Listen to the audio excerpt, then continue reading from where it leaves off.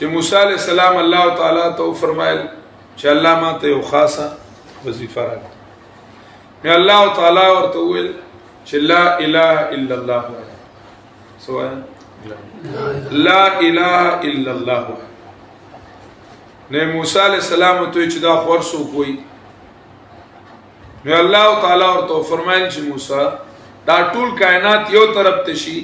او دا لا اله الا الله په چټ باندې بل چابړي کې خودل شي نو دا لا اله الا الله په درنه شي په حدیث باندې شاه ولی الله رحمه الله تعالی حجت الله کی بحث کړی دی هغه ذکر کوي شاه صاحب رحمه الله تعالی چې الله تعالی موسی علیہ السلام د لا اله الا الله په یو سر پویا کو موسی علیہ السلام په دې پویدو چې لا اله الا الله چې دا نو دا خو شرک باندې تبر راخلی الحمدلله زه د شرک نه پاک لا اله الا الله چې دا نو دا خو د ریا باندې تبر راخلی ریاکارای باندې او د ریاکارای نه الحمدلله ز پاک نو بیا ما ته د لا اله الا الله د ویلو تلقین د سره نه دا خدا سي چاته بکار دي چا مشرکی چې موحد شي او چې موحد چې مخلص شي نو ما ته دې ضرورت څنګه دی الله ته سوال کو چې دا خور سو کوي نو الله تعالی په یو بل مطلب پویا کو چې هغه دا دی چې دا لا اله الا الله با ترغی پوری وای چې مکمل چې کم دنو مکمل اغیار او مخلوق چې کم دنو هغه صفر شي صفر او یک کی आवाज الله پاتې شي چې د مخلوق بالکل د زړه او د کائنات کې دا مخلوق زیرو ښکار شي چې دا صفر شي د مخلوق طاقت زیرو ښکار شي د مخلوق حسن صفر ښکار شي مخلوق د تئیس نه ښکاری نو چې یوې غاړې ته چې کم دنو ایسنی او بلې غاړې ته یو چیټي نو چیټ بدرنیږي نه بدرنیږي نه الله تعالی د ایمان معیار دی ایمان به دومره حد ته رسای دا موږ صرف او صرف ایمان منو وایو په خلی هغه ایمان چې دی چې دخلت بشاشة القلوب چا د ایمان د زړه پردې ته لاړ شي او ایمان ویني سره ګډ شي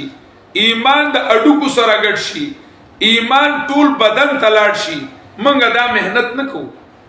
دا خواري موږ نکو د دې وجنا ګناه پر خودل موږ ته ګران دي د دې وجنا نیکی کول موږ ته ګران دي که یو سړی په ګینټو فیسبوک تناستی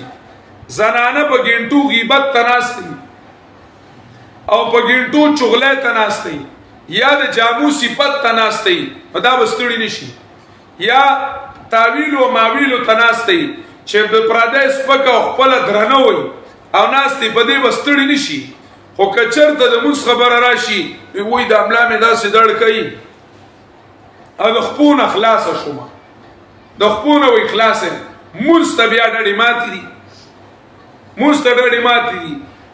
زوال جنې موبایل کپرتای خو کوړته وای چې موزلا انو وای طبیعت می خنه ده په دې سر باندې می بوج غونته کړي بیا په سر باندې بوجي دا ولي ایمان چې کم ایمان په کار دی هغه ایمان موږ نه جوړ کړي هغه ایمان باندې موږ مهنت نه کړي د قران کریم د هغه ایمان استادو موږ ته الہ خو موږ ته الله خو موږ ته د الله د رسیدو لارې خودلې چې الله رب العزت ته څنګه رسي ایمان باندې الله ملاويږي ایمان مضبوطه رسای دا نبی علیہ السلام فرمایل لا يبلغ احدكم ذروه الايمان د ایمان غونډای ته نشي رسیدلې تر سوچ مخلوق زیرو شوی نه دی په مخلوق کې خپل ځانوم دی چې خپل خواهش صفر نشي چې خواهش نشي پرې خودلې ته چې کمدنو طبیعت نشي پرې خودلې بیا د مخلوق کې عزیزولی ده د عزیزولی د وجه نافرمانی کوي بلکې جامع د ریاکارۍ دپاره غوندو جامع د فخر او تکبر دپاره غوندو